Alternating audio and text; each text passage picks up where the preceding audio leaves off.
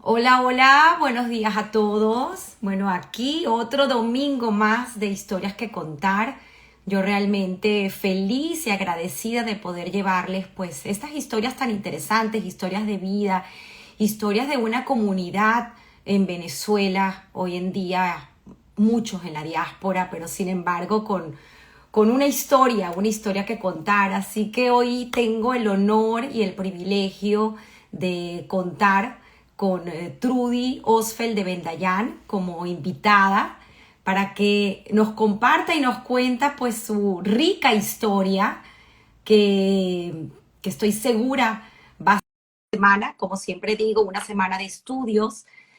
Tuve la oportunidad de estudiar a esta fabulosa mujer que me ha sorprendido con tantas cosas que pues no sabía de ella y que estoy segura que así como yo, pues muchos de ustedes tendrán el privilegio de deleitarse hoy con una mujer que tiene una labia y una cuenta historia espectacular. Así que Agradezco agradecida, por la Trudy. invitación, Bienvenida. bueno, y todo la audiencia que tienes en tu programa, pues tan receptivo, que se acoge con tanta calidez.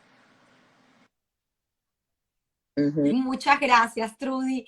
Bueno, como sabes y te había comentado fuera de cámaras, este es un programa, si quieres acércate un poquito más a la pantalla, exacto, para tenerte así espectacularmente bella. Aquí estás.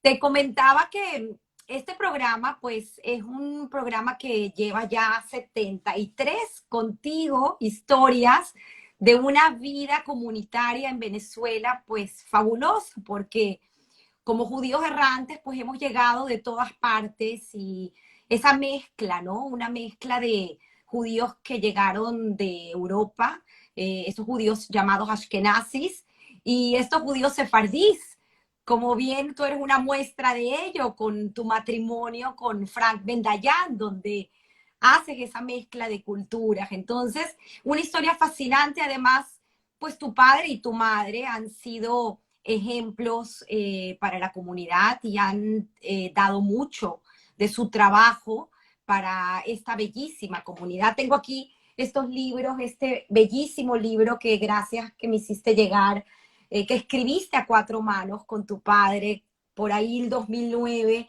y este hermoso libro también de tu madre, que tuve la oportunidad también de leer. Lo compré en Amazon usado con una dedicatoria, pero ya está en mis manos y pues tuve el honor de poder haber leído sus líneas. Y este, que no quiero dejar de mencionar, porque soy una de las pocas privilegiadas que viajó este libro conmigo a Miami, donde vivo actualmente, que son las recetas de cocina, que ya nos hablarás un poco de esa cocina de Clara en tu casa. Todo tuyo, el micrófono, para entonces hacer ese viaje al pasado, que siempre digo el pasado Ujú. que al final nos define, y debemos honrar siempre, de estos padres que son sobrevivientes ambos del Holocausto. Y por cierto, también tuve la oportunidad de leer este fabuloso libro, que te hicieron una entrevista que hizo esta periodista rumana, Elena Chirita, si no me equivoco y pronuncio bien su apellido, acerca de las vivencias de Trudy como hija de padres sobrevivientes del Holocausto. Es muy interesante esta visión, la cual a lo largo del programa vamos a intentar esbozar para, pues, como siempre digo, dejarle a nuestra audiencia enseñanzas de vida, enseñanzas de una vida que tuviste y que puedas hoy, el día de hoy, compartir, como bien lo dijiste, que pueda pues aportar a la gente que nos escucha. Agradecida nuevamente, y ese viaje al pasado, el, la sincronicidad de las vidas de tu padre y tu madre se juntan desde muy temprano. Entonces, a pesar de que vamos a viajar en el tiempo, vamos a poder solapar desde muy temprano esa vida en conjunto que hicieron Clara Hilo Osfeld. Y quiero, antes de que se me olvide y darte pues ya el micrófono, porque voy a interrumpirte poco, esta similitud en tiempos en cuando se conocen tu padre y tu madre, 16, 19 años, y luego cuando Ujú, tú conoces a Frank, ujú. 16 y 20 años. Curiosamente se repite la historia. Adelante, Trudy. Creo que podemos hacer ese viaje en el tiempo y adentrarnos a esta época gris, esta época, bueno, negra, porque yo creo que ni siquiera gris se pudiese darle el título a esta época tan triste del Holocausto y empezar en Chernobyl. Bueno, tú dirás qué aspecto quisieras abordar primero. ¿Quieres abordar la relación de mis padres, el encuentro a la... Vamos si quieres a comenzar con tus padres, León Ackerman, los abuelos, León Ackerman y Berta Osfeld. Y si quieres ese curioso situación del apellido de tu padre, que lleva es el apellido de tu madre, y Sí, no el nunca se Ackerman. estableció claramente por qué se dio esta confusión. Se dio, según lo que mi papá narró, a raíz de su emigración de Rumania a Israel, hubo una confusión en los papeles y tomaron el apellido materno. Entonces sus hermanos se llamaban Ackerman, él se llamaba Osfeld, incluso la hermana menor había sido adoptada como huérfana de guerra y tomó otro apellido Braufeld, entonces cada hermano llevaba como otro apellido. Bueno, son situaciones promovidas por situaciones extremas como la guerra. Eh, Después Sé que hay era lo más un sencillo cuando largo. tú tenías que emigrar después a Venezuela, pues gestionar los papeles en aquel entonces hubiera sido pues muy complicado, casi una proeza, en las condiciones incluso que ellos vivieron en Israel, donde se trasladaron previamente antes de venir a Venezuela. Y bueno, se quedó así. Es muy interesante porque ellos tuvieron, pues, desde muy temprana edad, tu padre y su hermano Oscar, Eh, y estas dos Hermano hermanas que tú Simón. mencionas que tienen, Simón, perdón, su hermano Simón, y estas dos hermanas, que luego, pues, obviamente me encantaría escuchar estas anécdotas, porque sé que es mucha la historia y tendríamos que tener hasta 3 o 4 programas, así que eh, no quiero pecar de tener que resumir, pero al final creo que lo hablamos tú y yo y esta es tu vida, ¿no? Y al final es tu historia. Y pues aunque tenemos que siempre honrar nuestro pasado, queremos también mucho escuchar de Trudy, pero cosas interesantes como esa temprana ira de sus padres, cómo lo marcan y cómo logra pasar estos años de guerra en estas circunstancias en Una Chernobyl. de los aspectos que admiré siempre en mis padres, en ambos, en mi papá era más notorio porque, bueno, su temperamento era mucho más extrovertido. Es esa capacidad resiliente que nunca dejó de sorprenderme. No hubo obstáculo en la vida del cual él no se levantara, sacudiera el polvo de los caminos y continuara su sendero, sin detenerse mucho, sin mucha lamentación, sino hay que continuar, hay que continuar. Otro aspecto que yo admiré mucho en mi padre, a pesar de que tenía un carácter bastante complejo, muy severo, muy exigente, eh, era esta capacidad que él tenía y que yo hasta el día de hoy extraño y a veces apelo a él en estas conversaciones fantasmagóricas que uno tiene consigo mismo, en estos monólogos o soliloquios, y es la capacidad que él tenía de moverse y de encontrar soluciones creativas en muchas de las encrucijadas de su vida. Siempre había como un saber, podría decir que tenía que ver, puede ser con un carácter intuitivo, con un carácter visionario, un aspecto visionario que siempre reconocí en él y que ahora me hace mucha falta cuando tengo que tomar decisiones a veces viscerales en mi vida y me encuentro sin su figura, sin su presencia. Entonces, de alguna manera evoco esta memoria y le pregunto, ¿qué harías tú en este caso? ¿Qué decisión tomarías ante esta situación? Porque yo estoy segura de que él tenía una, una respuesta adecuada, porque yo lo he vivido al lado de él, frente a cada encrucijada que se le presentaba en el camino, conocía o tenía una certeza de hacer la escogencia más acertada. Te tocó escribir, como lo Uh mencioné, su historia a ese -huh. libro a cuatro manos y quisiera entender que con ese escrito, porque también la cronología de cómo se escribió, me contabas ayer, fue algo fascinante, ¿no? El cuento de las grabaciones que hacías los sábados, la revisión los martes, volver a escribir el sábado con él.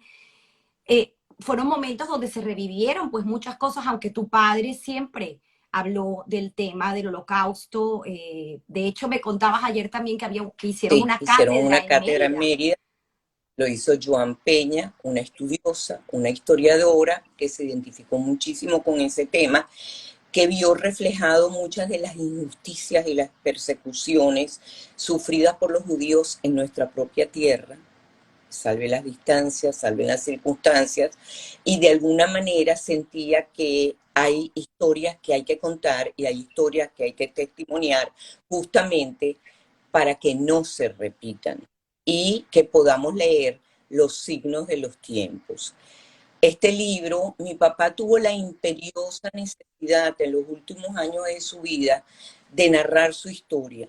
Imperiosa porque él decía, somos los últimos testigos de esta atrocidad cometida en la historia, y si ya existe un movimiento negacionista, estando nosotros vivos, estos testigos vivos, ¿qué pasará cuando ya no estemos?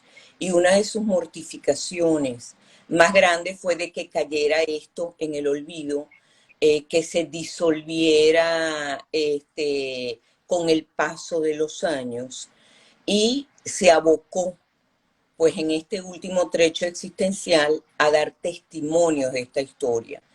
A fin de que esta historia quedara grabada, también sintió que tenía que escribirla, porque es como puede soportar el paso del tiempo un testimonio que ya no va a poder ser hablado.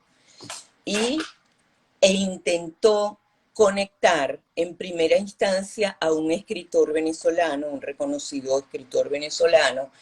No se sintió muy satisfecho porque este escritor, que es una persona sumamente valiosa,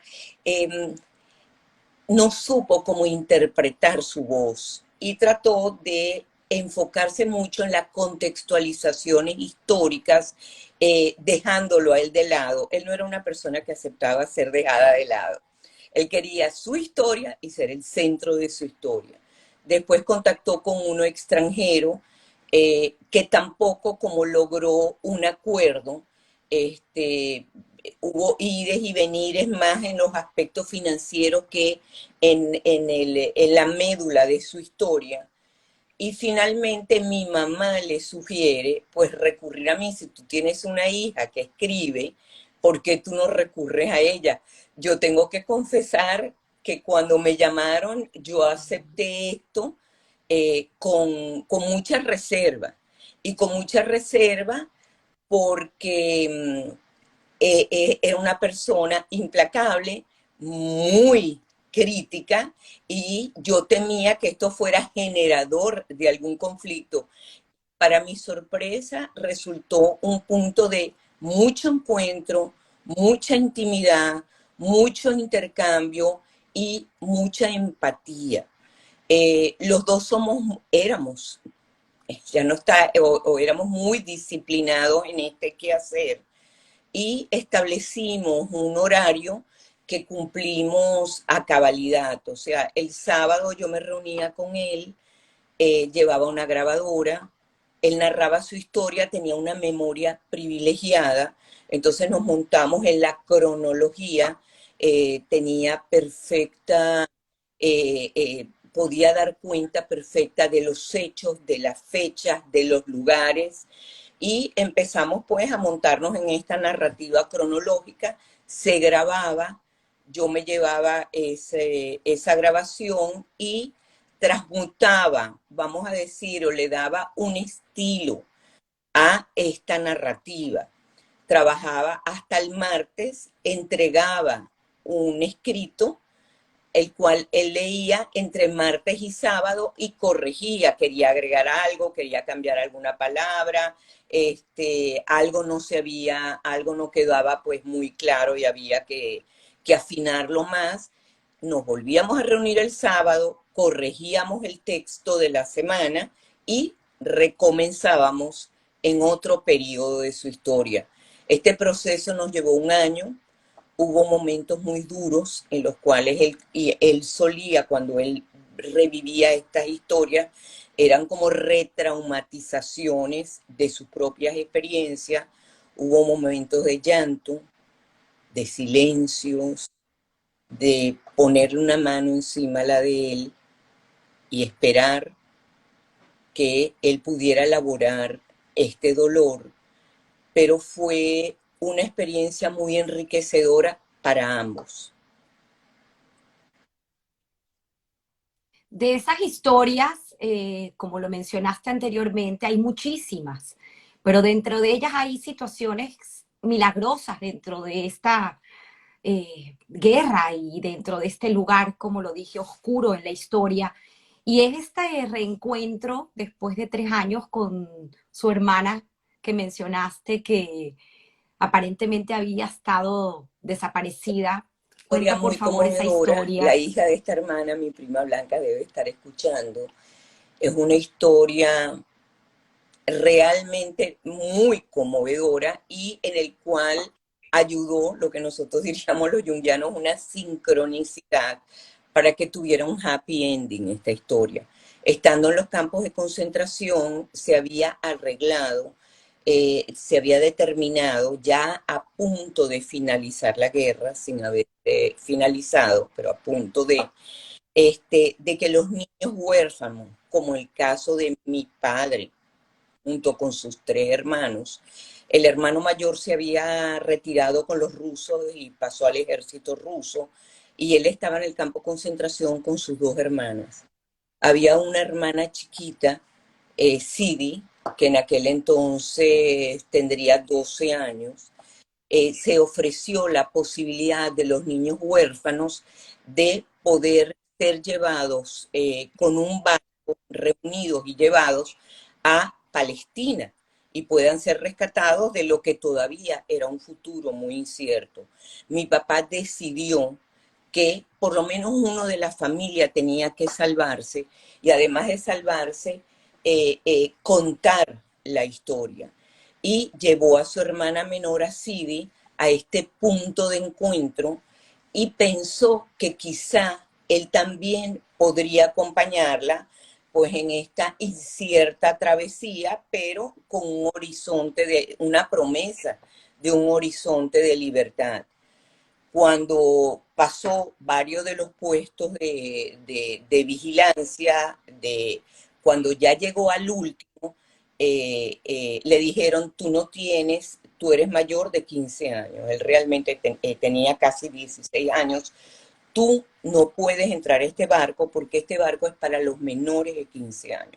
Son los huérfanos menores de 15 años, tú no cumples con este requisito, así que a ti no te podemos aceptar. Podemos aceptar a tu hermana Sid. Por supuesto, la hermana cuando vio que encima ya había perdido los padres, ahora también va a perder a los hermanos, se sostuvo llorosa de los pies de mis padres, rogando que no la enviaran ese barco. Él hizo caso omiso y con muchísimo dolor se la separó y dijo, llévensela, llévensela.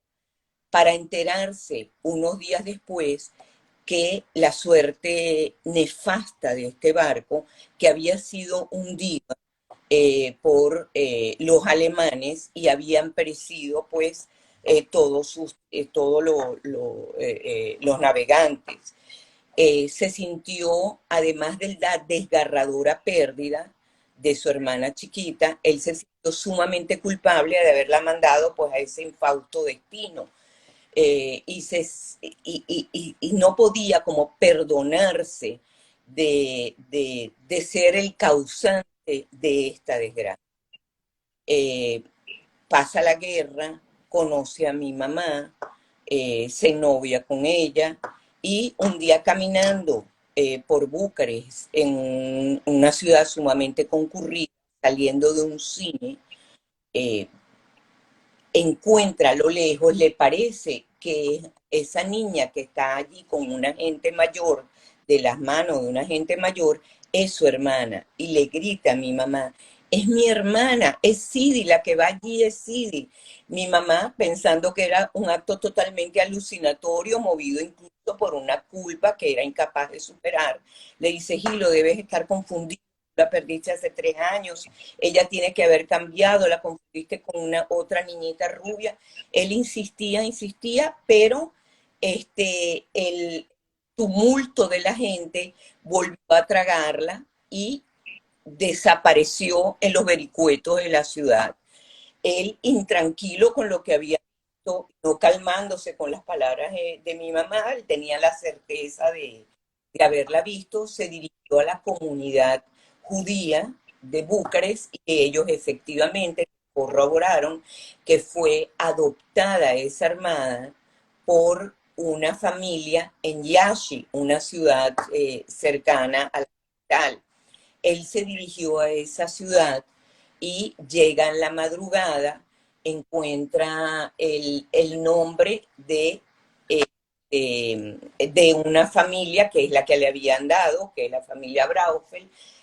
Ve que hay un médico Braufeld y dice, este médico debe estar acostumbrado pues a que lo llamen a deshoras, toca su puerta, cuando abre, dice, tú debes ser el hermano de Sidi. El hermano de él había adoptado, el hermano y la cuñada habían adoptado a la hermana. Pero es muy temprano, espérate un rato, vamos a esperar que amanezca y vamos a su encuentro.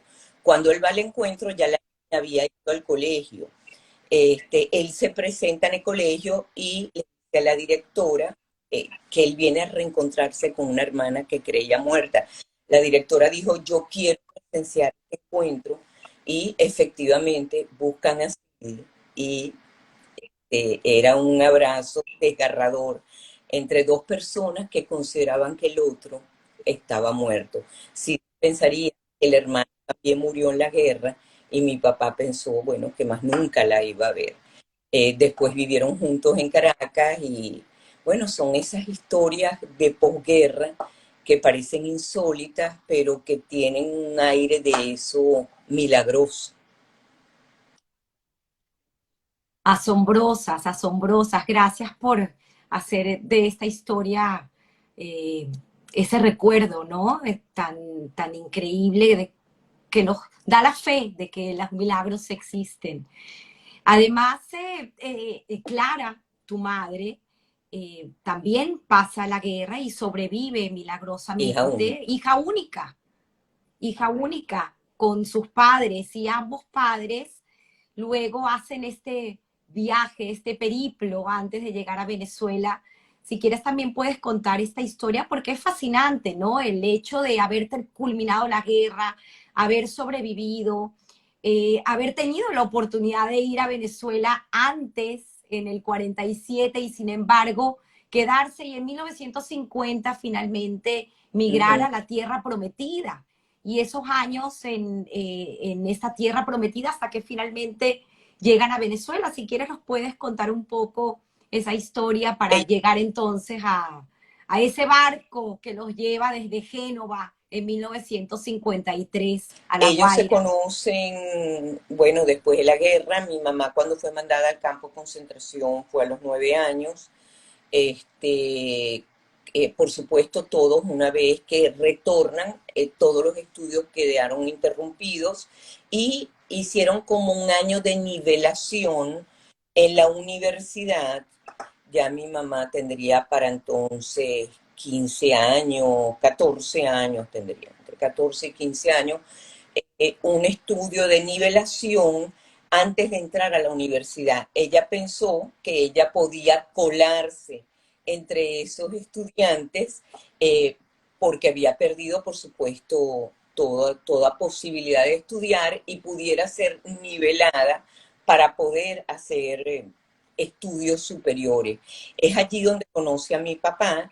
Mi papá era una persona muy, como te dije, sumamente extrovertida, era como el tío conejo entre sus amigos y habían casado una apuesta de que nadie podría invitar a salir a Clara Pesate porque ella se negaba a salir con cualquier muchacho.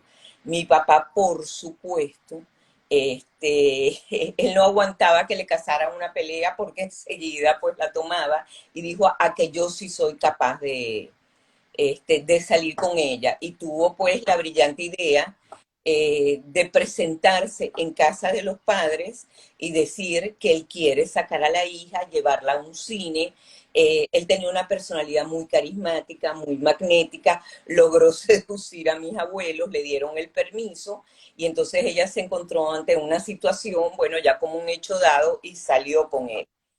Se enamoraron locamente, se casaron muy jóvenes, ella teniendo 16 años, él teniendo 20, no tenían mayores recursos para efectuar una boda y mi abuelo le habían dado como dote, la familia en Venezuela le habían enviado como dote $100 para iniciar pues esta nueva familia y mi papá decidió que mi mamá se lo gastara en una boda porque bueno, lo que pudiera hacer para perpetuar un momento así en su memoria.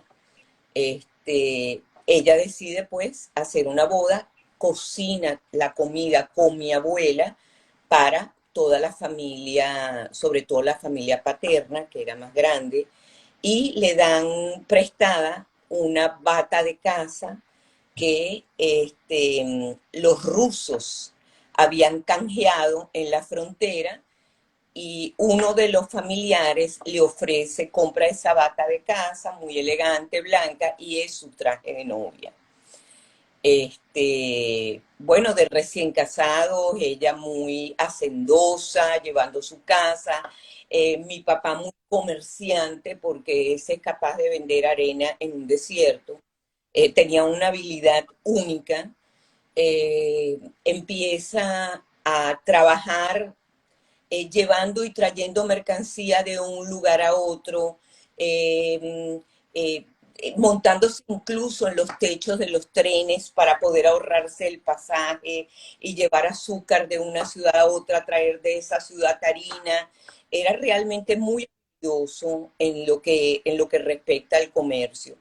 Pero cuando viendo que no van a poder progresar en un país comunista como es Rumania, deciden emigrar hacia Israel. El tiempo en Israel fue muy duro, tuvieron que vivir con mis abuelos en una tienda de campaña, los cuatro. Imagínense una pareja recién casada, separada de un baúl con los suegros. Los dos realizaron trabajos muy duros en Israel. Mi papá era albañil, mi mamá recogía naranjas. eh,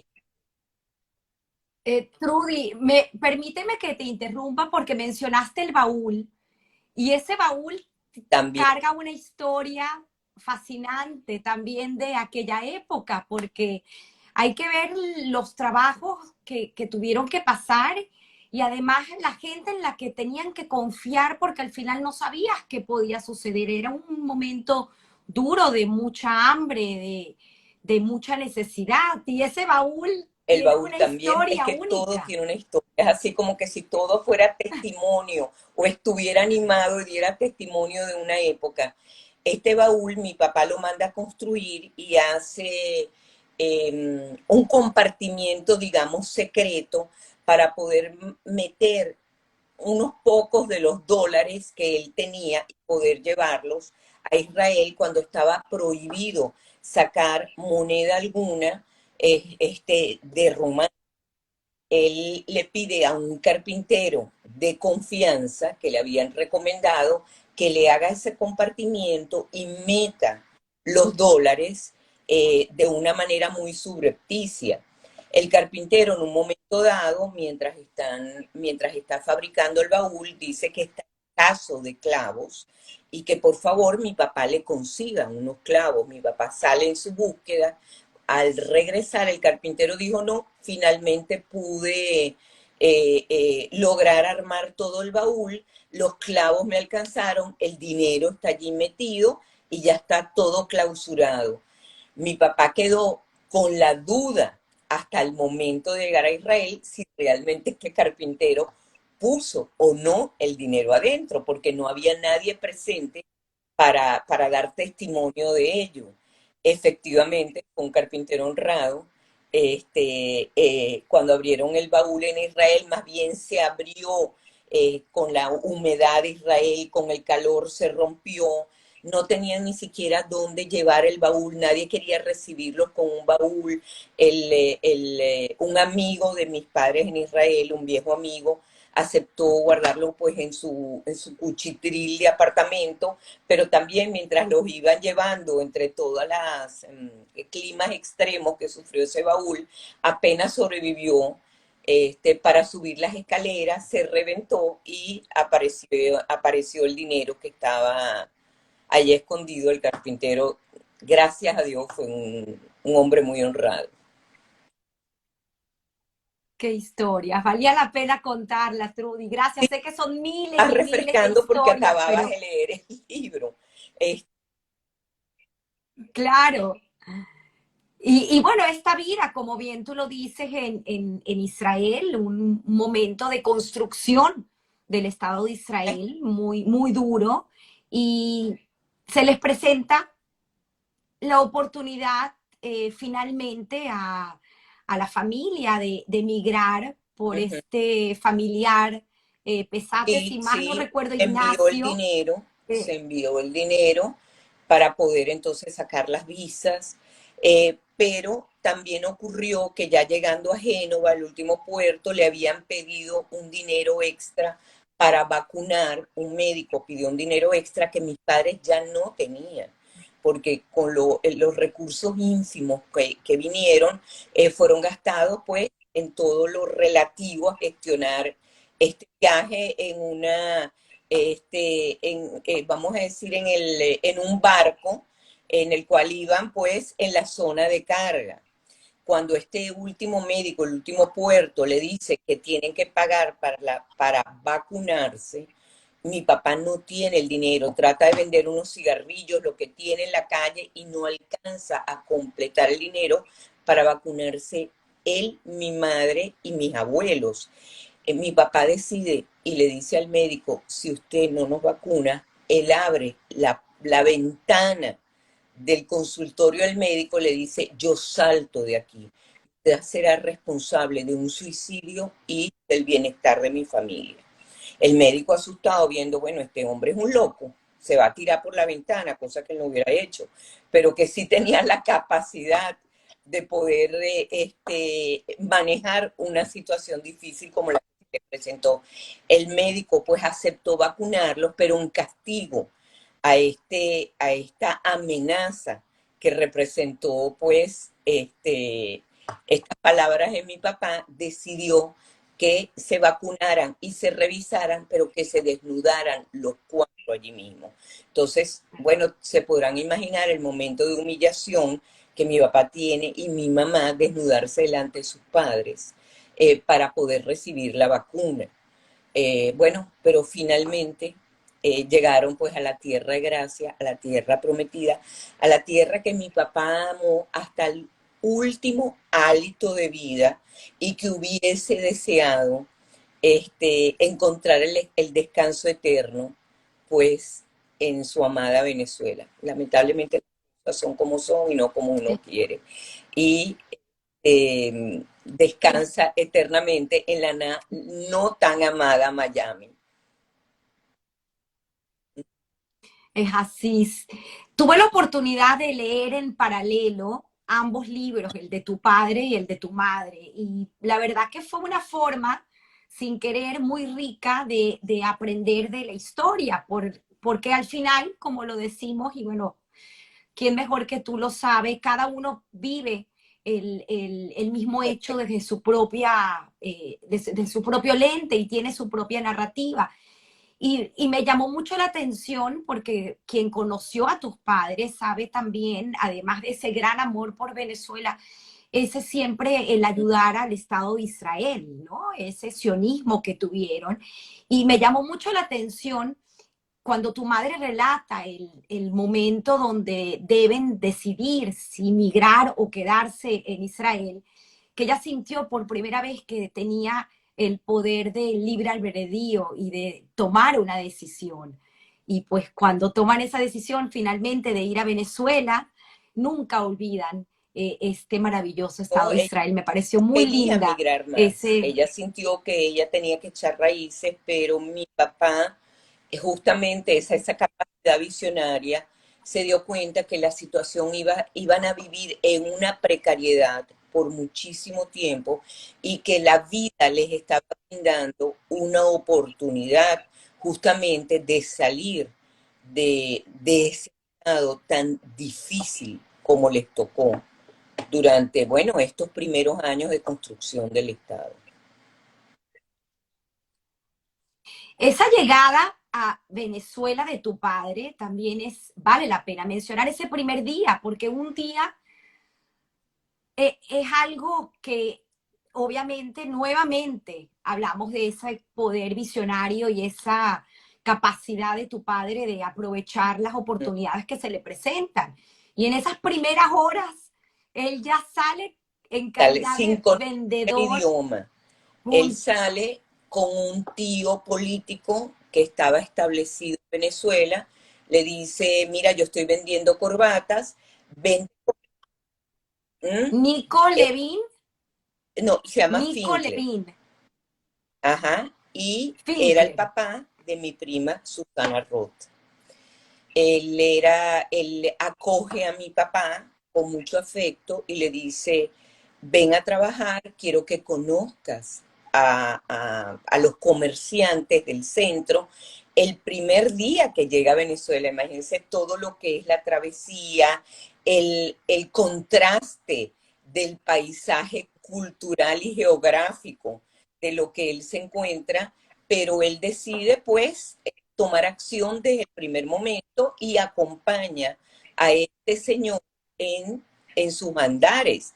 Van con una maletita vendiendo mercancía y el señor le presenta pues a los correligionarios que están en el centro.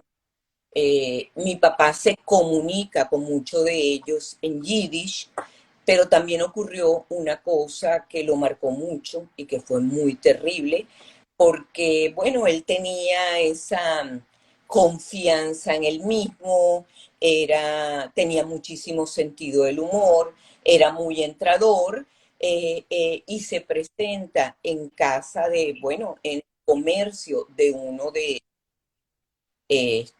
sus correligionarios y él cuando lo ve con esta seguridad y sí, y esta manera tan directa de abordarlo en Yiddish, le dice, ¿tú cuándo llegaste a Venezuela? No, si yo llegué hace mucho, ¿hace cuánto? Hace unas horas. Hace unas horas y tú llamas que esto es mucho, tú lo que eres es un mocoso arrogante. Agarró la maleta y se la tiró con todas las corbatas afuera. Se sintió como tan humillado, tan desvalorizado, además por su propio correligionario que pensó que iba a ser más empático. Por eso que en la vida nos encontramos a veces pues con estas almas tan empobrecidas que no saben la magnitud del daño que pueden causarle a un otro.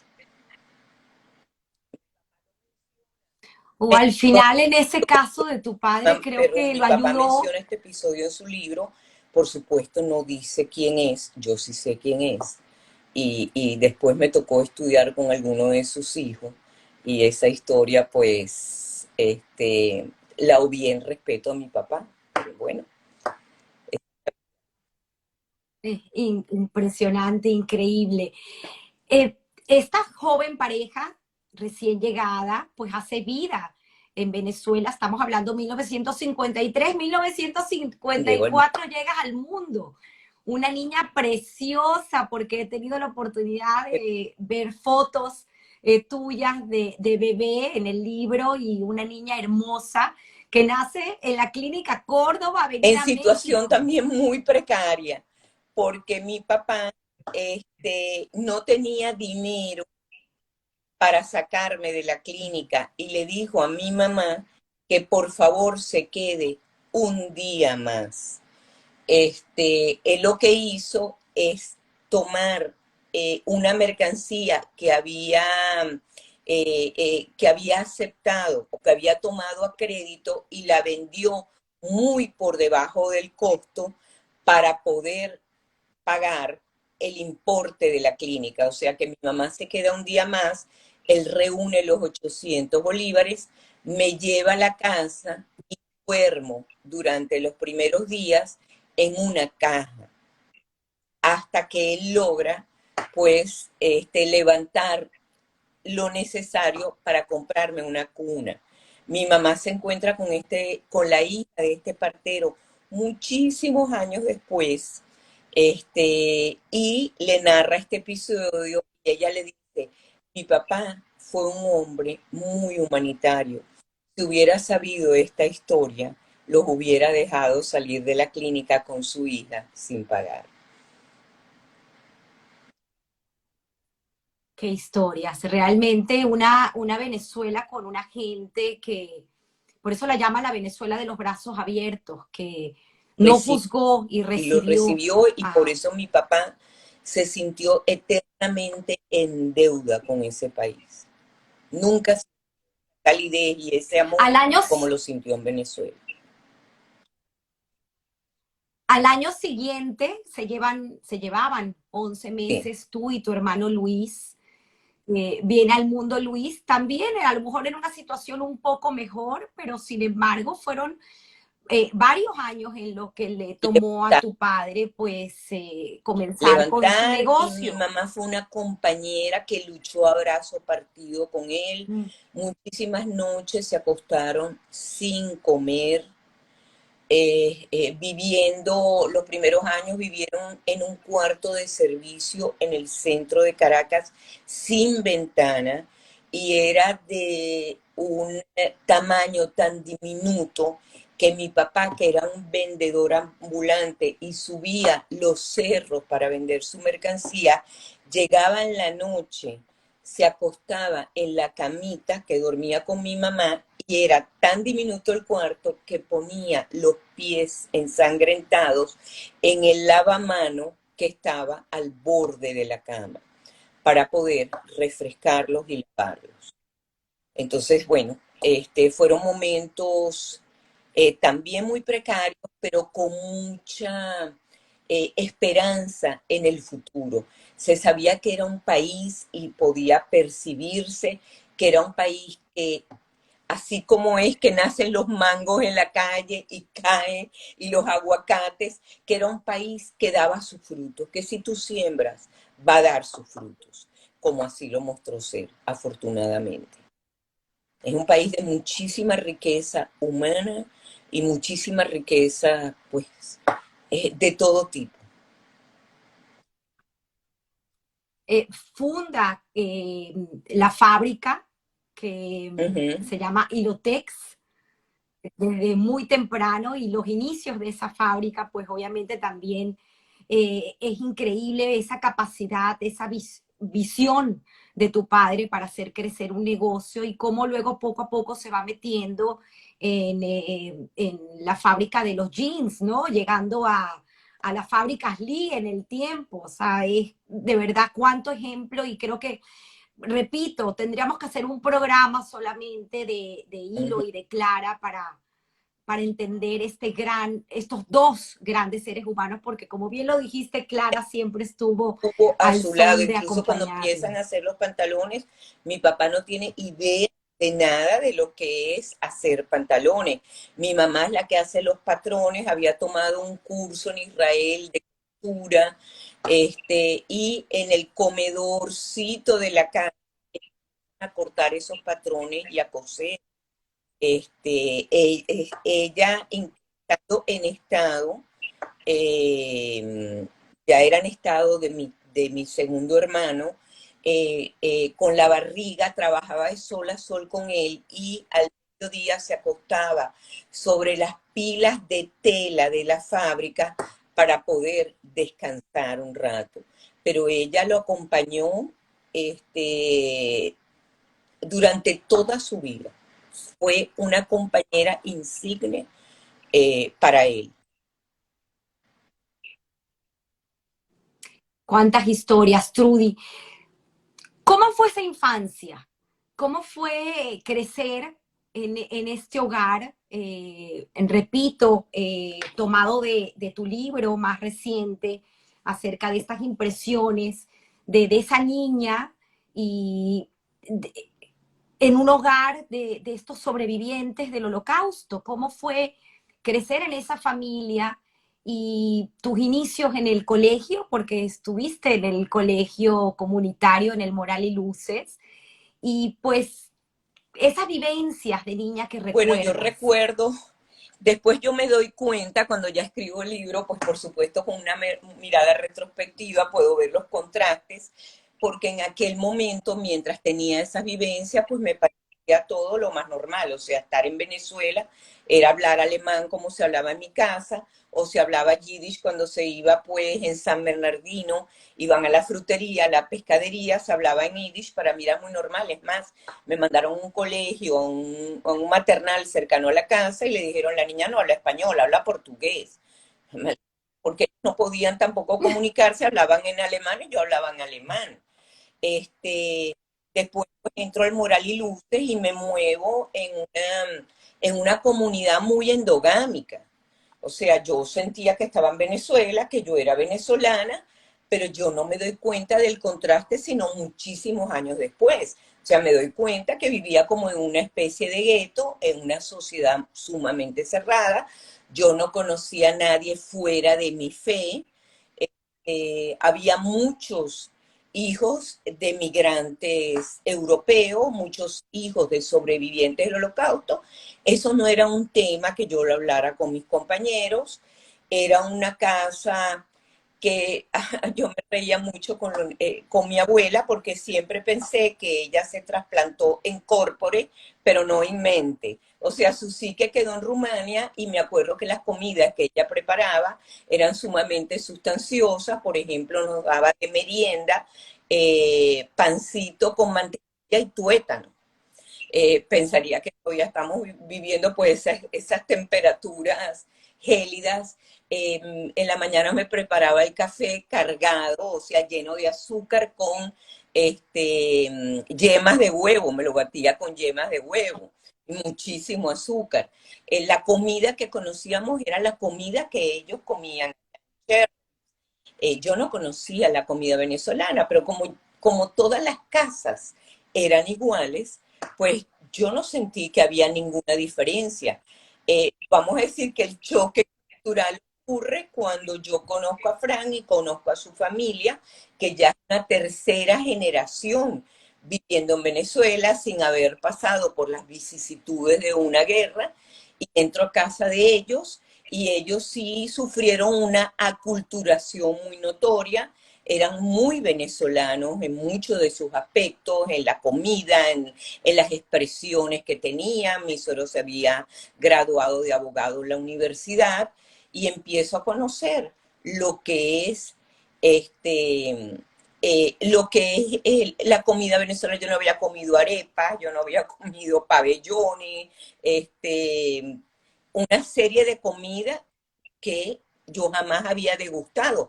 Empiezo a conocer la comida empiezo a conocer los amigos, compañeros de Frank, que era gente no judía. Este es mi primer encuentro exogámico, vamos a decir. Empiezo a enfrentarme a un mundo del cual yo desconocía absolutamente todo. O sea, nos tenían como encerrados como esta burbuja, estudiando también con los compañeros judíos, también de padres inmigrantes. Cuando entro en casa de mis suegros, otra cosa que para mí es muy notoria era ese sentimiento de liviandad que se respiraba allí. Era una mesa donde prevalecía el diálogo, la alegría, el compartir, el contar historias, el reírse. Y es cuando yo me doy cuenta que mi casa tiene algo de un olor melancólico, saturnino, algo como severo. Al fin y al cabo eran sobrevivientes del campo de concentración, pero yo no me percato o no tomo conciencia de ello, sino en relación a este nuevo mundo que yo encuentro. Entonces empiezo a constatar mi venezolanidad por contraste. Yo me sentía muy venezolana, muy natural de ese país, pero realmente no lo era. De alguna manera seguíamos perpetuando las costumbres, el lenguaje, las tradiciones de la Europa de nuestros padres. Entonces fue un encuentro muy contrastante, fue un encuentro muy enriquecedor para mí porque me abre un panorama totalmente diferente, otra forma de lenguaje, otra forma de vestimenta, otra forma de alimentación y otra visión de mundo. Una visión de mundo menos severa, mucho más abierta, más liviana en general. Leí en el libro de tu madre unas historias muy bonitas de esa época, donde Frank dice haberte conocido por primera vez frente a la pantalla de un televisor y desde ese día él dijo y decretó que él se casaría contigo. Tiempo después se Pero conocieron él en el faro de no me Puerto reconoció, Azul. eso fue, había un programa en la televisión en aquel entonces de ida dobles que se llamaba Jaque Mate. Yo siempre fui una persona sumamente estudiosa, me encanta y me sigue apasionando el saber, realmente es una pasión. Y me mandaron por historia, que no sería, digamos, mi materia, pero bueno, fuimos varias personas, escogido del colegio, 3 o 4 personas, el Moral y Luces, para competir con otro colegio. Me acuerdo que mi preparador en aquel entonces fue mi primo Carlos Brender, que venía todas las tardes y yo estudiaba y estudiaba y estudiaba. Cuando llegó el día del programa, había tenido muchísimas intervenciones en el mismo. Afortunadamente nuestro colegio ganó. Y Frank me había visto en la televisión y le dijo a su mamá, decretó, esta muchacha es muy inteligente, yo la quiero conocer y con ella me voy a casar. Bueno, ella quedó como olvidada, Wow. estando un año y medio después o 2 años, queriendo hacer una travesura, yo tenía como 16 años, con mi prima Blanca, decidimos que nos vamos a colar en el faro, que no hay nadie, como a las 5 de la tarde, y nos vamos a tomar un cuantro. Imagínate las transgresiones de la época. Nos vamos Claro, para poner en contexto a la gente que no el conoce nuestro querido Club Puerto Azul, barcito había este abajo, pequeño bar. había un faro con un barcito abajo y las dos transgresoras, grandes transgresoras, y un traguito escondida. Cuando nos presentamos allí, había 2 muchachos sentados en la barra tomando y ellos nos vieron, se nos acercaron y se nos presentaron. Bueno, allí es cuando empiezo a salir con Fran, yo tengo 16 años, él no me reconoce, él me lleva a casa de la mamá porque había pasado año y medio, 2 años del programa. Me lleva a casa de la mamá y la mamá dice, esta es la muchacha del televisor. Tú eres la muchacha que estaba en el concurso de historia, sí, pero tú tenías una cola de caballo con una que llevaba impreso como unos naipes.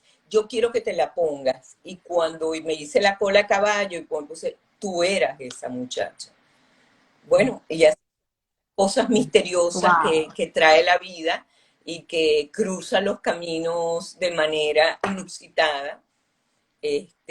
Bueno, y así fue pues el comienzo de esta relación.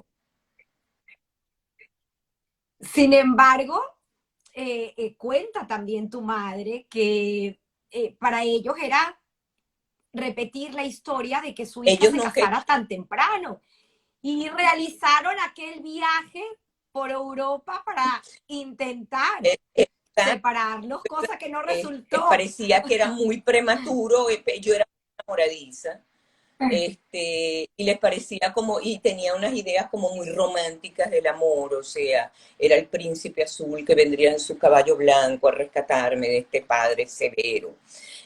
Me iba a sacar la princesa de la torre, la iba a sacar y llevarla pues, en brazos a conocer el mundo. Mis padres les pareció franquería, nos queríamos comprometer, estábamos en cuarto año de bachillerato, mis padres se opusieron y con razón, porque imagínense, estábamos los dos muy jovencitos, a mí no me gustaría que mis hijos se hubieran casado tan temprano, ni mis nietas, sino que vivan un poco más la vida. Eh, decidieron entre los dos pues llevarme a un viaje por Europa durante 2, 3 meses para enfriar este temperamento fogoso de la hija.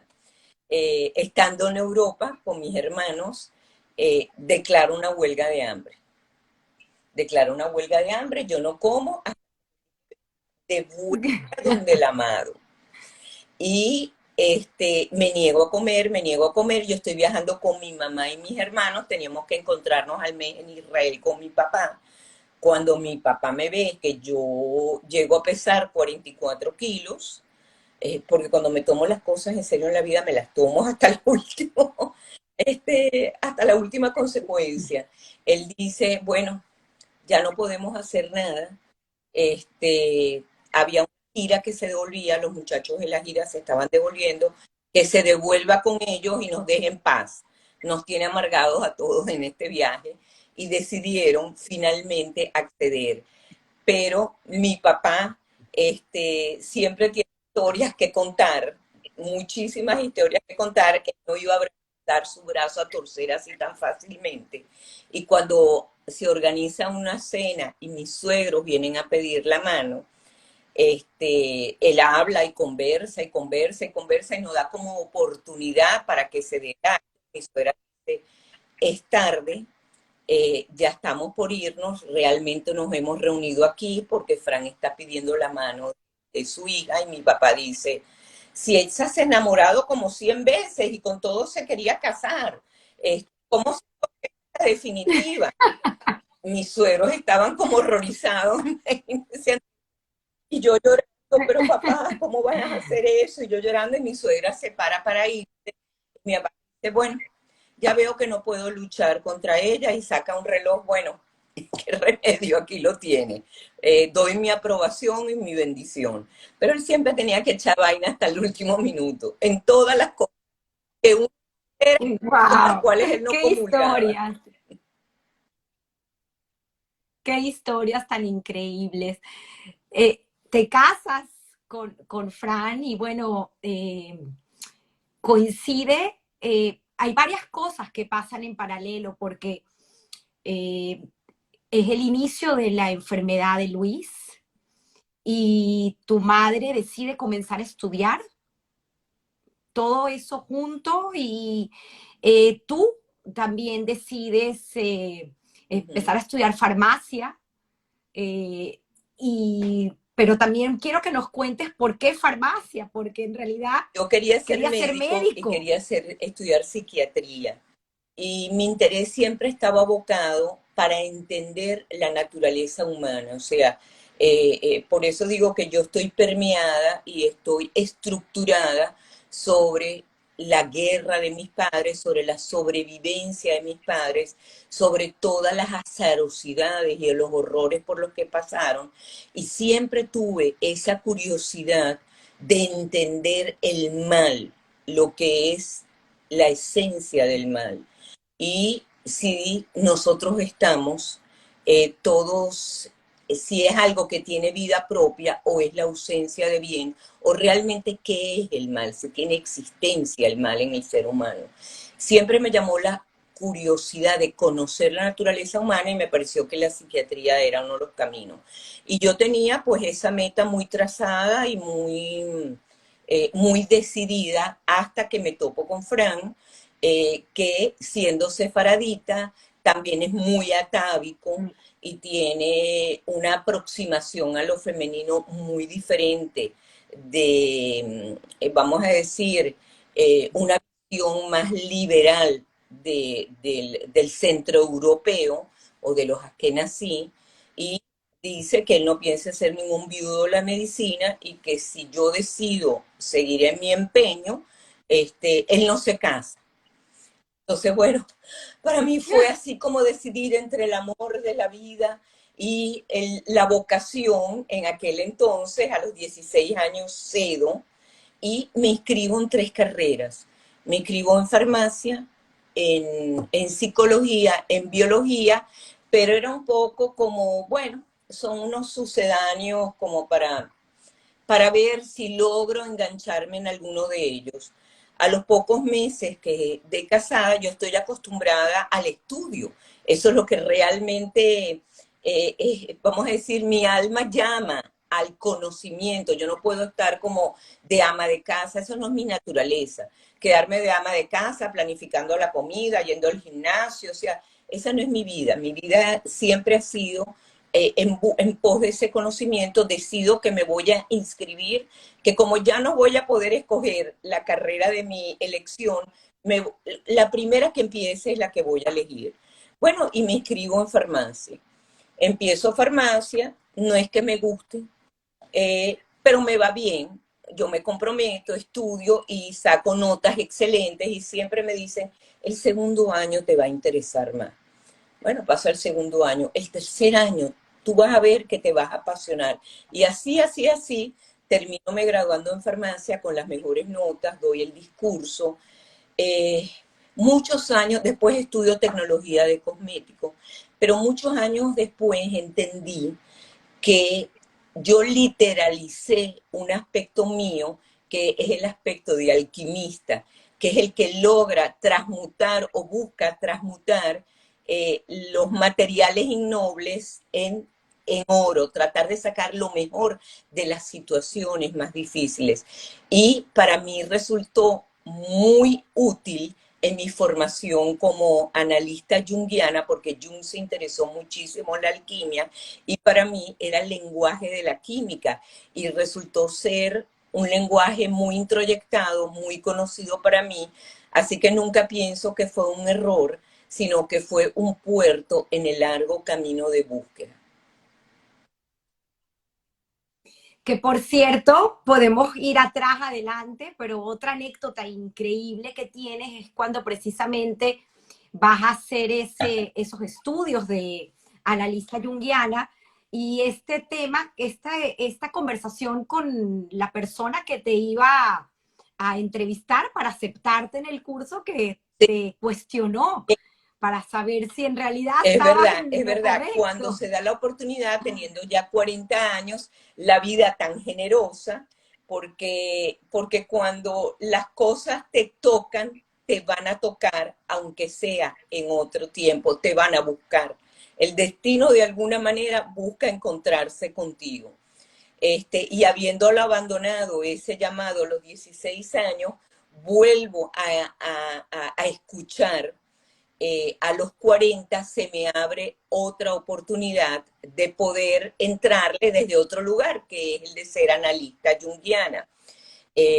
Me acuerdo que las personas, mis grandes maestros, el doctor Luis Sana en paz descanse, el doctor Fernando Rizque, Gonzalo Gimio, decían que para que no sientan que me están privilegiando por venir de filosofía, yo no venía de psicología, yo venía de filosofía y de farmacia, que, que me van a pedir que las personas que me entrevisten sean freudianos ortodoxos, para que no haya ningún lugar a duda de que ha habido algún favoritismo en la aprobación de mi formación. Me mandan donde uno muy conocido, lamentablemente fallecido hace poco, y él dijo, bueno, ¿y cómo saber que esto no es otra equivocación tuya? Tú vienes de estudiar farmacia, vienes de estudiar tecnología química, estudias filosofía y ahora se te ocurre estudiar. Yo le digo, ¿y quién le dijo que es una equivocación? ¿Quién ha decretado que la vida va de A a Z? Justamente todos estos son puertos que yo he tocado y que yo los cargo conmigo como un bagaje. No son maletas que yo voy tirando en el camino. Los caminos no necesariamente son Wow. rectos, no necesariamente vamos de A a Z, sino justamente estos desvíos son los que hacen que la vida resulte mucho más enriquecedora. Entonces uno ve los prejuicios con que se acercan muchas de las personas que asumen a priori que los pasajes de los otros pueden o no ser equivocaciones. Me acuerdo que otra vez en esta ocasión, Frank me dijo, teniendo 40 años, me dice, y ahora te vas a meter a ver pacientes después de venir de una carrera tan bella como filosofía, te vas a meter con esos aspectos tan oscuros de la vida y trató un poco de volver a sabotear. Le digo, lo que te funcionó a los 16 no te funciona a los 40. Ya yo soy Trudy Osfeld. Yo no soy la hija de la esposa de ya yo tengo un pasaje recorrido y un conocimiento y una firmeza que no voy a ceder en esta ocasión. Y realmente, pues, fue más bien, me ofreció un gran apoyo. Se dio cuenta que ya no tenía ningún sentido luchar porque ya esa lucha hubiera sido infructuosa. Y me acuerdo que en una publicación en una presentación del primer libro mío, me acuerdo que las palabras que yo evoqué era gracias a mis padres por el ser y gracias a mi esposo por el dejarme ser. Yo no hubiera podido ser de otra manera. Yo soy un pájaro muy libre y yo me tengo que mover a mis aires. No es fácil estar conmigo. Qué bonito, Trudy, qué bonita reflexión y cuánto aprendizaje dejas para la gente que te escucha hoy, sobre todo las jovencitas mujeres que tienen toda una vida por delante y que tantas veces por el Mm. estigma de ser mujer hay muchas cosas que dejamos de hacer. Qué bonito. Volviendo atrás, en tu vida pasan muchas cosas y me llamó mucho la atención en tu historia este punto de inflexión que tienes con la Ujú. pérdida de tu hermano Luis. Y estas enseñanzas, lo digo bueno, pues leyendo los libros de ambos, cada uno lo vivió de forma distinta y para ti en particular, pues la pérdida de tu hermano en ese momento tan cercano a ti y tan joven, 29 años, dejando a dos niños pequeños y a su querida esposa, pues fue muy fuerte para todos, pero para ti en particular significó pues ese cambio en lo que venías haciendo con esta de empresa donde hacías productos de Sí. cosmetología. Eh, Era 18, el 18, nombre, era Oso el Vendayán y el Musmi, que era el socio.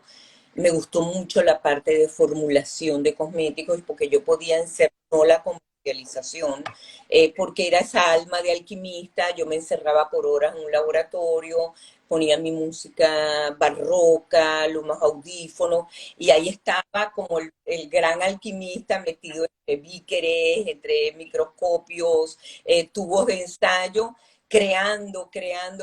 Fue realmente un mundo mágico y fantástico y todavía yo tenía confianza en la vida, a pesar de la historia de mis padres.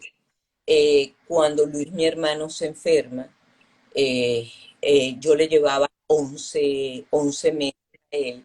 Él siempre decía, en agosto no me puedes mandar, tenemos la misma edad, porque él cumplía en agosto y yo en septiembre. Éramos hermanos muy cercanos, nos queríamos muchísimo, éramos muy complementarios. Yo era la rebelde sin causa, él era siempre el muy correcto, el niño bueno de la casa. Eh, Arquitecto, finalmente Unión. graduado del Tecnelón. Éramos muy complementarios y éramos muy cómplices en muchas cosas, nos reíamos mucho. Fue un golpe muy duro. La travesía de él fue muy dolorosa. Fueron 12 años viviendo con una espada de Damocles que se manifestaba continuamente. Finalmente, pues él pierde esta batalla. Fue muy desgarradora. Cada uno de nosotros vivimos el duelo de manera muy distinta. Mi papá hasta el día de su muerte nunca habló de él en términos de enfermedad, sufrimiento y muerte. Él lo mencionaba como si estuviera presente. Cuando escribimos el libro, él me dijo, no puedo escribir sobre eso, y yo lo traduzco, pues todavía es un dolor que no se hizo pasar por la palabra, no fue un duelo elaborado por él. Entonces fue como un tema que él nunca lo trajo a colación en la familia. Mi mamá lo elaboró pues a través de su libro Luz y Sombra de su vida. Cuando estábamos juntas, lo recordaba de una manera muy de ella. Ella sintió que la vida le dio un regalo extraordinario, que es darle el hijo que le dio por 29 años. Ella lo vivió como que ella tuvo la oportunidad de poder ser la madre de un hijo tan querido y que la vida se lo prestó por 29 años. Y yo viví el duelo haciéndome pues las grandes preguntas existenciales, porque cada uno lo vive de acuerdo a su historia, su temperamento y su alma. ¿Qué es la vida? ¿Para qué uno viene? ¿Por qué es el sufrimiento? ¿Por qué esas injusticias? Y empieza mi gran búsqueda. Empieza esta gran búsqueda de las grandes preguntas y encuentro a un gran maestro en mi vida que me ha acompañado desde entonces hasta ahora, que es Nietzsche. Y encuentro que él me da las respuestas. Él dice, se acabó la confianza en la vida. Incipit la vida, incipit tragedia. No por eso nos vamos a volver unos melancólicos, pero hay que asumir la vida como una mujer o un hombre que nos hace dudar. Es decir, y también dice, la vida es justa e injusta y eso es lo que hay. Entonces es tomarla con escepticismo, es tomarla, pero no por eso paralizarnos, no por eso dejar de vivirlos, pero sí tomarlo con un escepticismo. O sea, hay una pérdida de la inocencia, hay una pérdida de la confianza, pero más bien justamente esa pérdida nos permite apreciar. Ay, no sé por qué se pone a hablar esta computadora. A ver cómo apoyo esto ahora. Aquí, así. Es el Deus en máquina. Algo se metió un genio con una máquina. Este, eh, bueno, entonces me dio las respuestas para poder apreciar la vida en toda su dimensión, incluso afirmar la tragedia inherente a la vida, pero no por eso no poder disfrutarla. Más bien, justamente ese contraste hace que puedas apreciar lo extraordinario en lo ordinario. Qué maravilla, Trudy. Además, en este descubrimiento y este camino que tomas finalmente para hacer lo que realmente querías ser y querías estudiar, eh, eres madre, tienes a tus hijos, Valerie es la primogénita, luego tienes a Alex que siguen en edad y luego Tiffany. la más Ujú. chiquita, Tiffany. Y me llama mucho la atención cuando tienes a tus nietas, el hecho de querer proteger a esas nietas de ese mundo oscuro, de ser hija de sobreviviente del holocausto y esa niñez que te das cuenta que tuviste en el momento que encuentras que hay otro mundo distinto, obviamente sin juzgar, porque al final es la forma y las herramientas que tuvieron nuestros padres para criarnos, pero tú querías algo distinto para tus Sí, nietas. Si quieres, cuéntanos un poco, porque eso nos habla mucho claro. de tu obra también Yo estaba y muy de lo que... atravesada y mis hermanos, pues, por el horror de los campos de concentración, mis hijos también estuvieron muy atravesados por ello, porque esto era algo que se vivía, que se comía, que se mamaba en el tetero. O sea, mi papá esto no lo iba a dejar de lado. Incluso cuando nosotros celebrábamos el Pesaj, no se leía de la Gadal, decía, a mí qué me importa, esto pasó 5.000 años antes.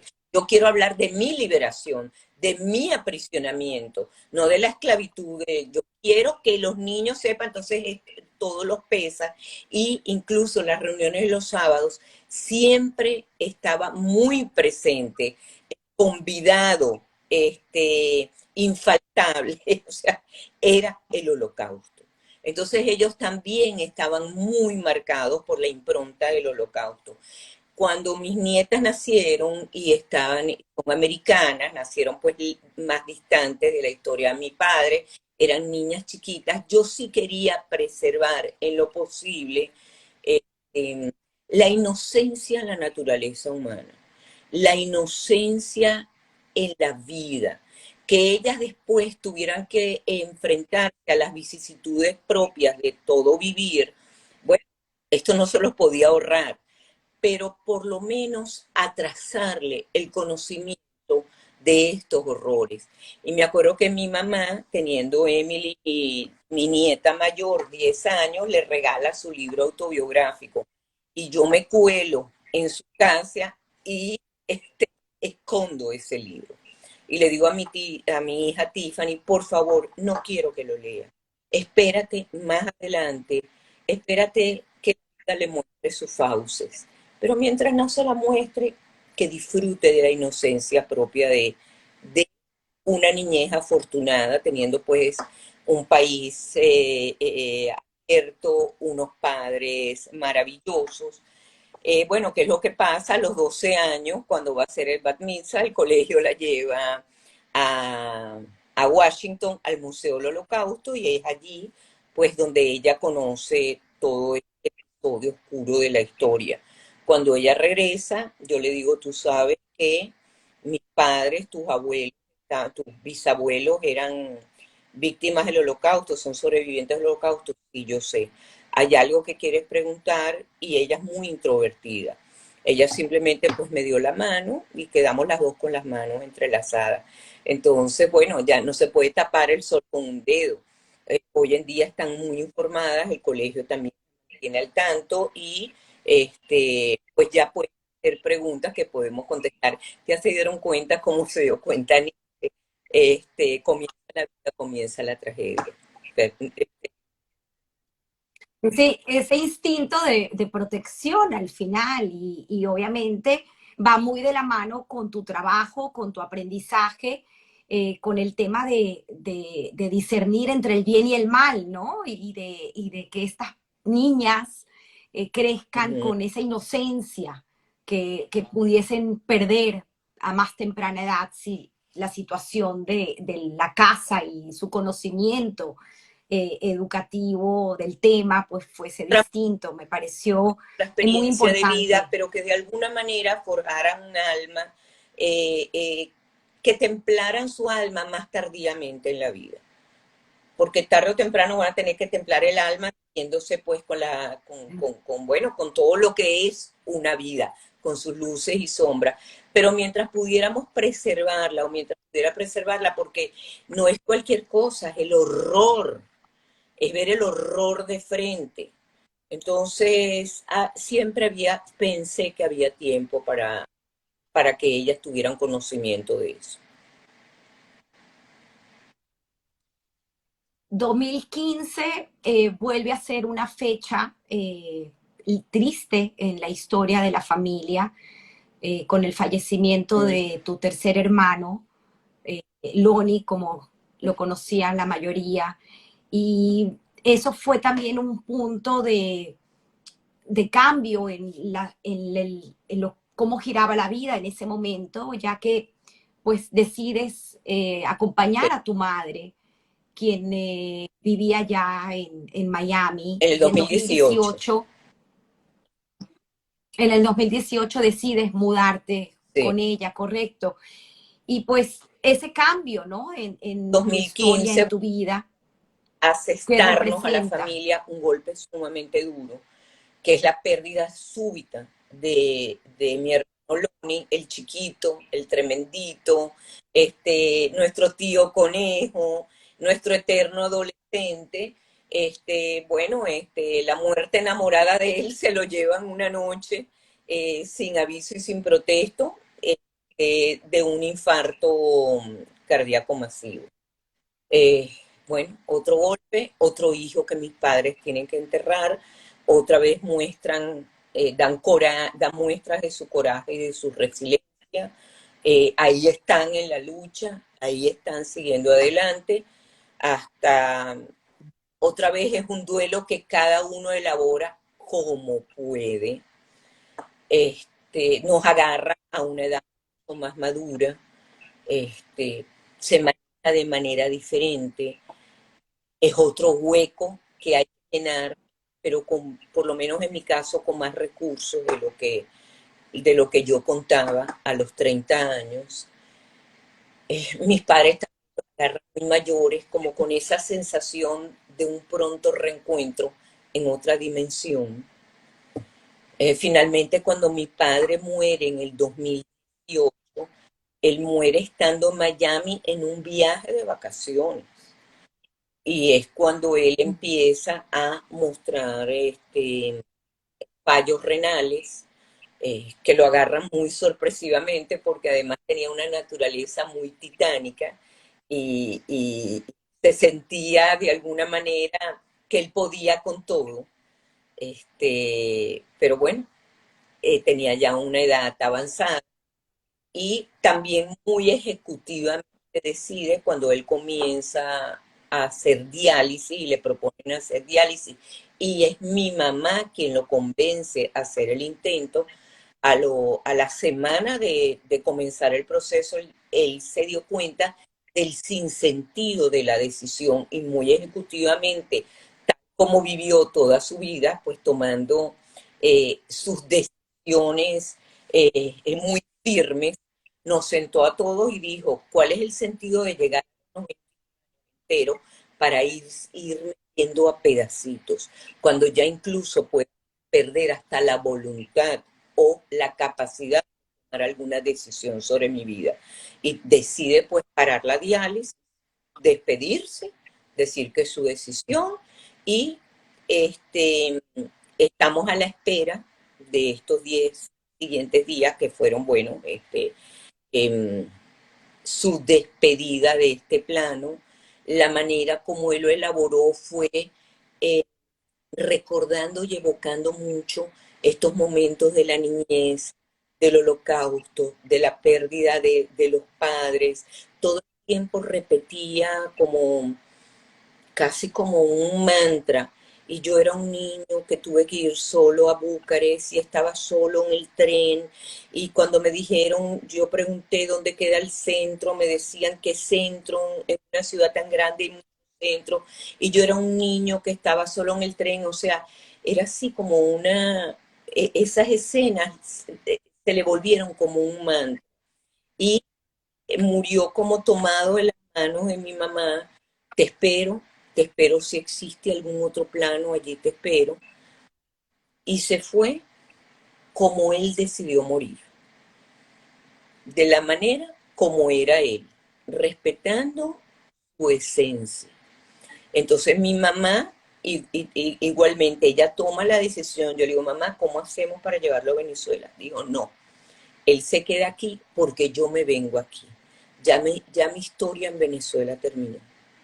Ahora quiero estar aquí y quiero que estés aquí y que estés cerca de tus hijos y que estés cerca de las nietas. Y nos venimos en cuestión de un mes, yo vengo tras de ella.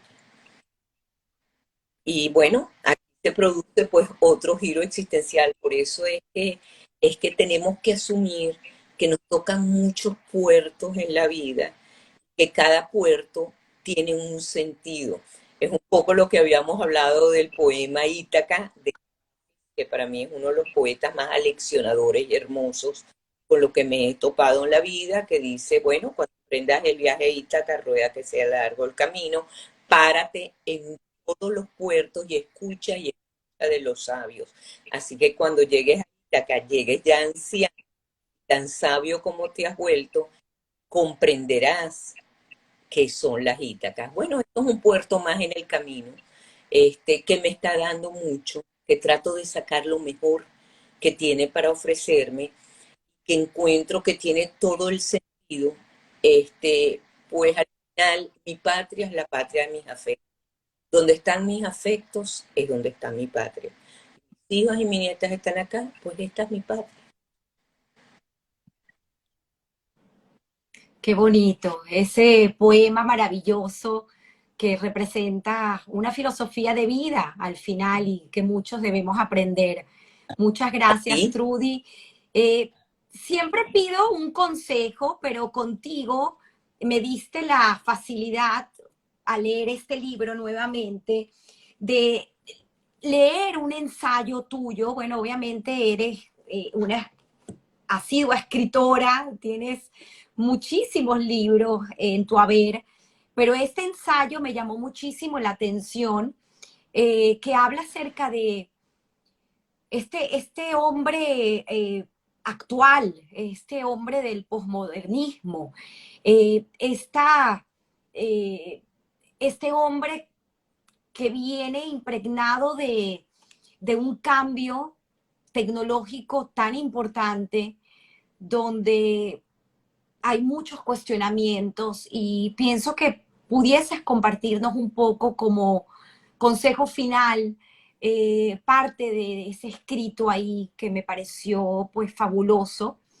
Y antes de llegar a la pregunta final, Escrito que tiene como gracias. 10 años, porque siempre trato de entender el zeitgeist. O sea, no es simplemente vivir lo que me dicen o lo que me llega por Instagram o las noticias o lo fake o no fake, sino tratar de profundizar en los tiempos que nos toca vivir, entenderlos y aceptarlos, porque todas las épocas tienen sus malestares. A mí en el medioevo me hubieran quemado por bruja porque me encanta todo lo misterioso y lo oculto. Me hubieran reprimido de estudiar en el siglo XIX. O sea, cada época me hubiera tocado la época de mis padres, me mandan al campo de concentración. Entonces, todas las épocas traen sus malestares, pero también trae sus beneficios. Ahora tenemos una libertad, una capacidad de comunicación, una capacidad de escoger aquello que clama por de desarrollar nuestras potencialidades sin estar tan cercenados o castrados por culturalmente. También tiene sus malestares.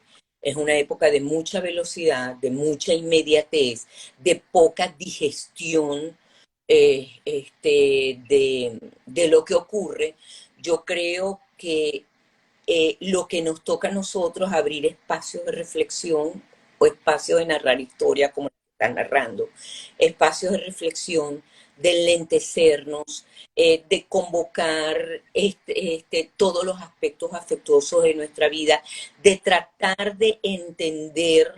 Ahora me tocó, tuve la fortuna en España, estuve en un viaje este, de, de, de estar en el momento que se abrió la feria del libro y yo tomé todos los libros, tengo varios aquí de filosofía que fueran publicados post pandemia, porque yo siento que es un hiato en la historia del siglo XXI.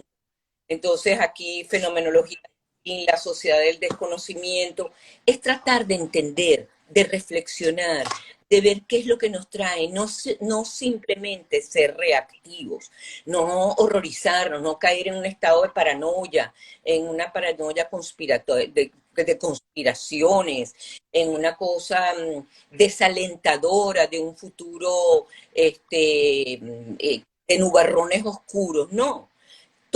Cada época, como digo, traigo su malestar. Lo que necesitamos en este momento es abrir los espacios de reflexión, enlentecer nuestra vida, saber permanecer en el silencio, conectarnos afectivamente con el otro, ser empáticos, entender qué es lo que está pasando, porque estamos viviendo un momento bisagra, un momento de transición, donde las máquinas están teniendo pues un lugar muy importante en nuestro quehacer, en nuestro quehacer diario, donde los algoritmos determinan mucho de nuestra, incluso nuestras preferencias, nuestros deseos, nuestras actividades. Entonces, detengámonos, reflexionemos, escuchemos los sueños, prestemos sincronicidades, este, quedémonos callados y escuchamos la voz interna hacia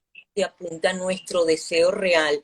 No es el deseo creado por el mercado consumista, sino realmente hacia dónde clama nuestra alma por ir y hacer caso. Qué interesante, Trudy, ese viaje hacia adentro tan importante, donde es una sociedad que tiende a ser hacia Puede afuera, más configurarse que desde el afuera, desde los likes de afuera, desde los deseos de afuera. No, es encontrar esa voz interior y dejar que sea nuestra guía de camino, nuestro faro en la travesía de la vida. qué maravilla, qué maravilla. Quiero hacerte la pregunta final que hago en el programa, que tomo prestada de mi querido y admirado Guy Raz, acerca del trabajo y la suerte. ¿Qué pudieses reflexionar y viendo hacia atrás en tu vida lo que ha significado trabajo o suerte, o si puedes ponderarlo en lo que ha sido tu caminar por la vida? Yo lo que creo, a veces me han preguntado, y esto fue una de las preguntas que me hizo la periodista, es que si hubiera querido ser otra persona. No, yo no hubiera querido ser otra persona, yo hubiera querido ser lo que soy, con mis errores y con mis aciertos. Eh, Sigo pensando que la vida es una aventura y que nos invita a seguir en este viaje de aventurarnos, que nunca perdamos la curiosidad, que no perdamos la capacidad de asombro, porque en el momento que la perdamos es como estar muerto, aunque nuestro cuerpo siga funcionando. Que tengamos esa capacidad de asombrarnos, de curiosear la vida, de saber que tiene dimensiones, muchísimas dimensiones, y no vivir simplemente en la superficie como planarias, sino ser expedicionarios de las profundidades y de los abismos, que allí encontraremos tesoros maravillosos. Escuchen los sueños, escuchen a su alma, escuchen su voz interna y escuchen mucha música. ¿Suerte o trabajo Eh, para ti? ¿Qué piensas? ¿Ha sido suerte es lo que te mucho ha tocado trabajo. en tu vida? Es un trabajo continuo, existe un destino, porque en el sentido de que yo vengo con ciertas potencialidades que son propias de mi ser, y eso es una forma de decir que yo estoy signada por un destino, yo no puedo ser otra cosa de lo que soy, y mi trabajo es justamente ir descubriendo y trabajando para actualizar todas estas potencialidades. Qué maravilla, Trudy. Eh, ¿Tendremos otro libro? ¿Estás Eventualmente pensando sacar dejaré que las próximamente un musas libro? lo decidan. Yo estoy aquí esperándolas, siempre dispuesta, estoy sentada esperándolas. Muchísimas gracias, Trudy. Gracias, De verdad que ha disfruté sido un muchísimo. deleite.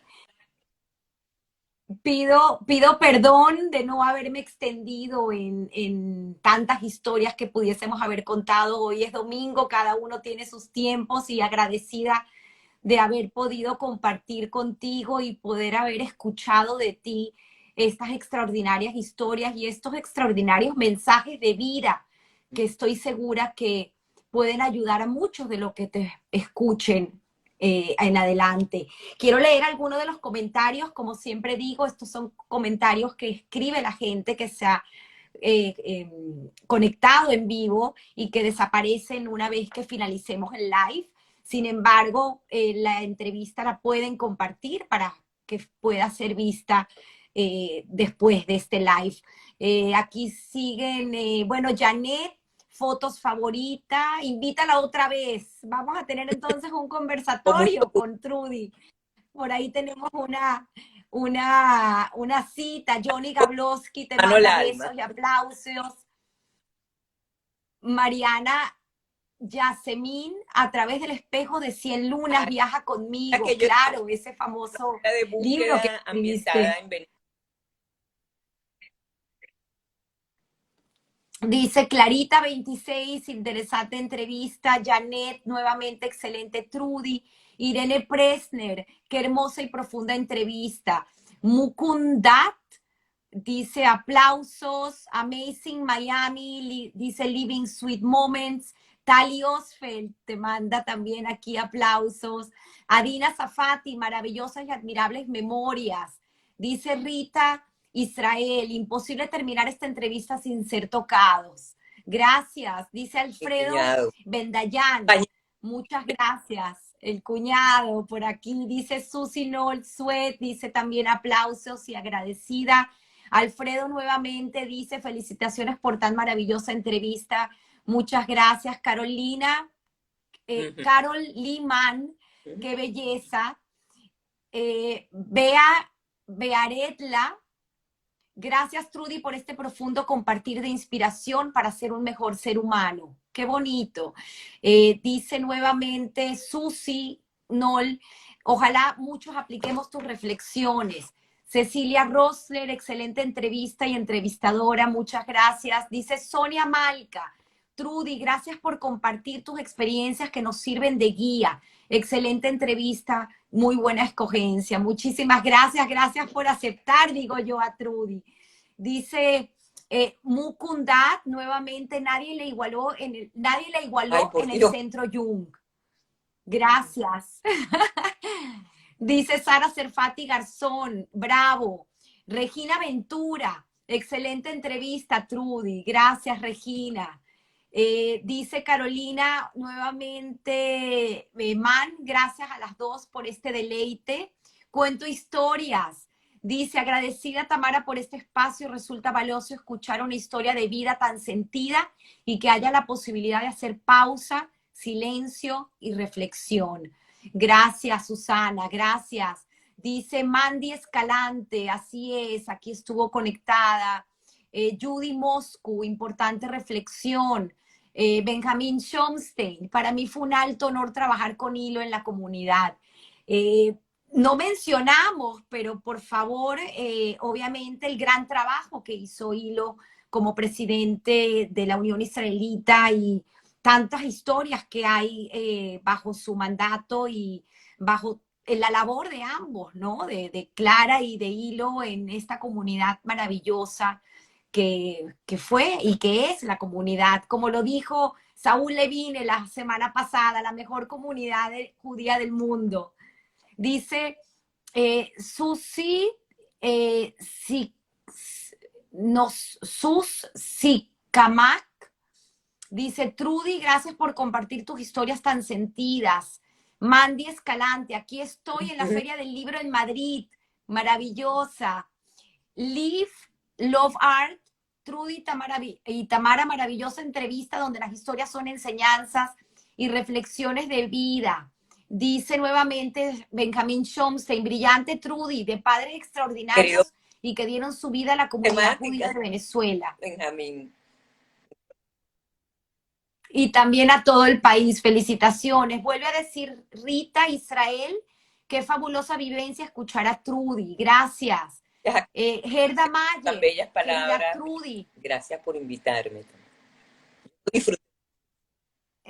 Aquí es que siguen los mensajes impresionantes. Dice Nisim 29, Trudy tiene una mamá ejemplar y el papá más brillante que he conocido. Clara Milgram, amo mi familia Osfeld, muy cercana siempre. Adriana Zafati, gracias por traer gente tan interesante. Un abrazo para ti. Rosita Veracha, un privilegio ser parte de tu vida y de sus vidas, los almuerzos sabatinos. Bueno, ¿qué te puedo decir, Trudy? Muchísimas gracias nuevamente y quiero, por favor, que te despidas tú del programa y como siempre digo, todos tenemos una historia que contar. Un último mensaje que acaba de entrar, bueno, penúltimo, la dama que rompió con el mito que dice que las catiras son brutas. ¡Wow! Ahí Dice Osvaldo nuestro Becerrao. duelo con Schopenhauer. Qué bonito, qué bonito. Trudy, Bueno, por favor, para que y, te despidas y y como siempre digo, todos tenemos una historia que contar. a los instanautas, muchísimas gracias a toda esta gente querida que no he podido ver, pero ahora por sus comentarios que estaban presentes. Muchísimas gracias por invitarme y me parece que tienes una labor hermosísima de ser una perpetuadora de historias, porque eso es lo que hace que estas historias tengan trascendencia. Muchísimas gracias y que sigamos escribiendo historias cada uno de nosotros y compartiéndola en un espacio tan nutricio. Ah, amén, amén. Y por favor, hagamos una revisión de este fabuloso libro de recetas de tu madre para que nos puedan acompañar en la cocina. Gracias, gracias Trudy. Como siempre digo, feliz domingo a todos. Un Gracias. abrazo. Cuídense.